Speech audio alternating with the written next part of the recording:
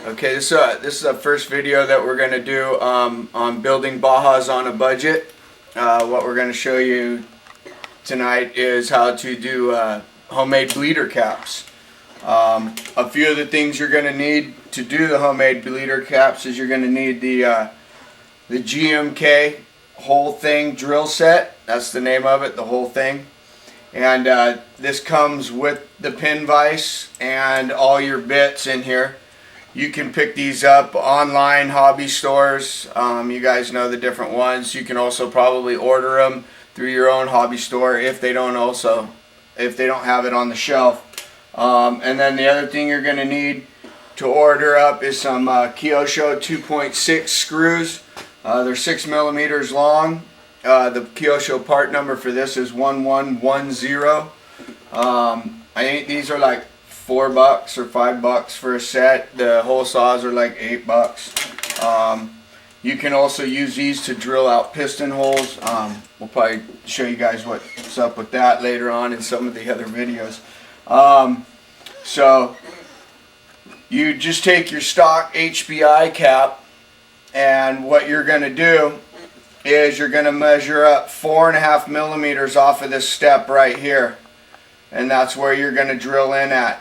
You'll notice there's a little line right here from the plastic mold flashing. So what you're going to do is you're going to take an X-Acto and you're just going to scrape that smooth so that when you start your drill bit it doesn't wander around on the plastic. So I'm going to go ahead and drill this one out for you. And I got to put it down here to get her started so I don't poke a hole in my finger. So you're just going to put a little pressure on that. These GMK bits are really sharp, so they don't take much. And you're going to go ahead and just start that in there, and you're going to see that you can already see the plastic coming off. They drill pretty fast. So don't go too far in. You're just going to just get it to sink in there a little bit, get a feel for it. And you're going to take that little sucker and you're going to take it on in there. Then the second step you're going to do, alright, that second little step you're going to do is you're going to put a hole right in next to that cross brace. You're going to go straight in towards the ball on this step, and what you're going to do is you're going to create a 90 inside the cap. This will keep the fluid from putting direct pressure on the threads. So you've already drilled your hole coming in from the outside of the cap in where the screw is going to be. So now we're going to stick a hole inside of here and we're going to go into the cap. Now this one's going to start real easy and this one's going to go down there pretty quick. These come right down and you're going to end up feeling the first hole that you put in there. If you don't feel it, don't go too far. Come back this direction and go a little bit deeper each direction, and then you're going to feel the drill bit loosen up.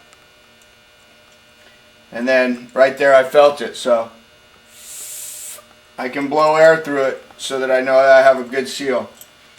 Then after you've done your hole coming from the outside, you've done your hole coming in from the inside,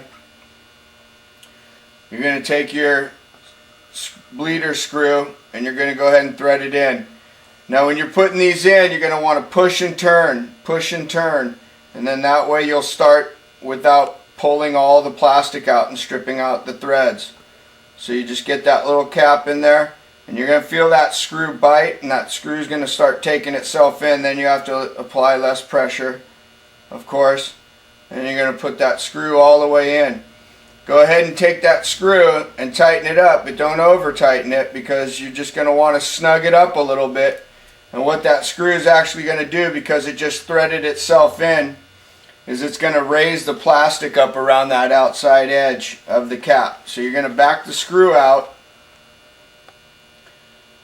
like so, and you're going to go ahead and take your X-Acto and you're just going to very lightly shave that little lip off right there.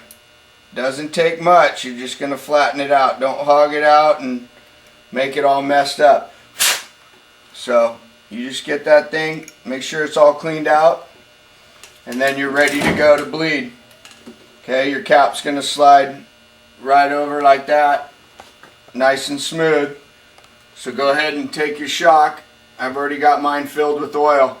Now when you fill the shock with oil, go ahead and fill it halfway up. You're going to want to take your shaft up, and then you're going to want to pull it down slowly to let the bubbles rise out.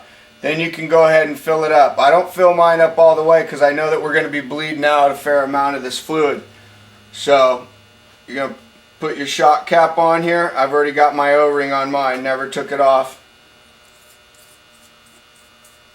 Cap on.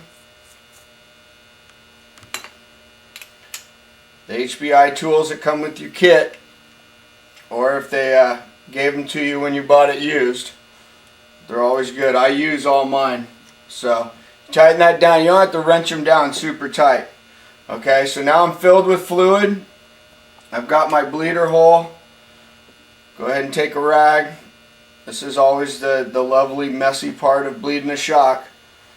And you're going to push that shaft all the way in. Okay, you're going to hold that shaft in so that you don't suck any air back into the shock. Okay, so keep that shaft held in there. And you're going to notice there's still fluid in there. A little bit of fluid, don't worry about it. And just go ahead and start your screw. You've already done your threads, so it should go in there fairly easily. And you're going to take it all the way in. One thing you want to watch for, if you didn't go up 4.5 millimeters, you're going to end up hitting that cap, and that's not good. So you're going to need to make sure you got your 4.5, nothing less. Just feel that snug up. You're going to see a little bit of fluid ease out, and then there you go. Your homemade bleeders. No air in your shock. If you pull the shock shaft out and it sucks back in a little bit, that's going to be okay, because that's the volume of the shaft inside of the shock. That's the reason for the air originally, but we're bleeding them out. And there you go. That's how you make your homemade bleeders for 15 bucks.